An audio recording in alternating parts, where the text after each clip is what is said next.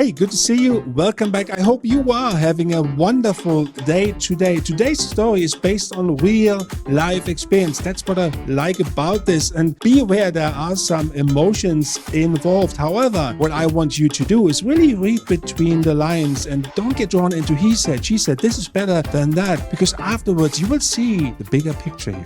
Look, I know it's a pain sometimes to open a Google account or YouTube account in order to interact with us, but you subscribing to this channel really supports and helps our mission, our community, so thank you. Here it is, why you should get the Galaxy Watch. He means, of course, the Galaxy Watch 4, and this has been posted around a week ago on a subreddit online, and it has about 100,000 members, so it's got some reasonably good visibility out there. For about a year and a half, I have been on a smartwatch journey. I started off with a cheap AliExpress product and subsequently moved on to premium TicWatches C2 Plus E3 and Pro 3 GPS Ultra. What I already like is that he is on a smartwatch journey to find a good Wear OS smartwatch, not just like a YouTuber who maybe got a product for a week and says, ooh, look how wonderful it is.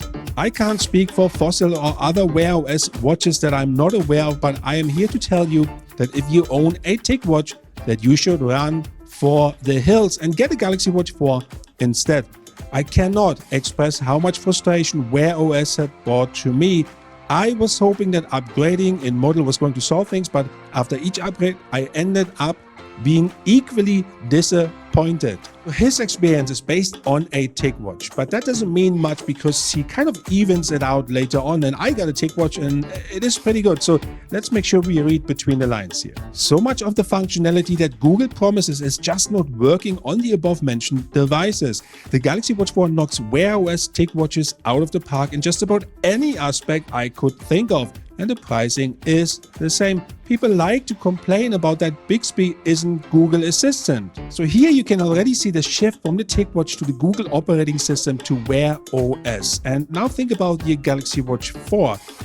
Let me twist it a bit. Let me put a different spin on it here. And let's say you are responsible, you work for Samsung, you are responsible for the Galaxy Watch 4 for the success of the watch worldwide. For anything, right? Let's say anything. What would you do? And he continues, the truth to be told, in my 3 devices, I've never been able to use Google Assistant. It just didn't work.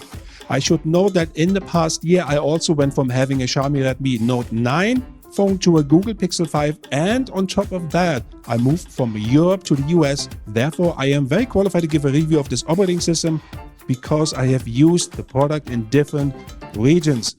Fair enough.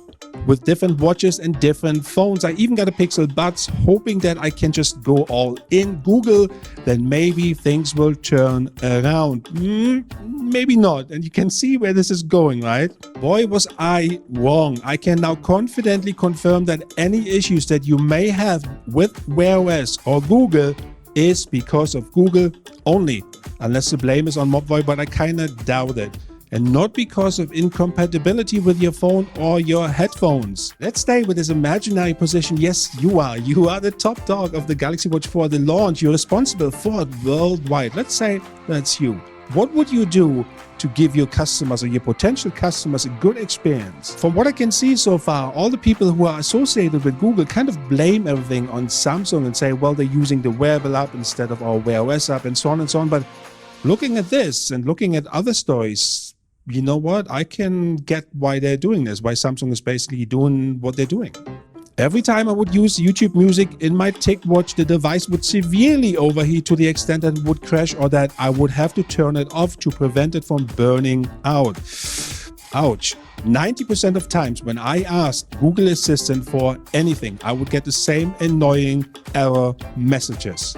Wow, that's something. But again, this is confirmation as to why the Google Assistant is not available for the Galaxy Watch 4. Can you imagine that disastrous launch? And sometimes businesses have to evaluate what is more damaging. Is it more damaging shipping the Galaxy Watch 4 with Bixby and people are being upset?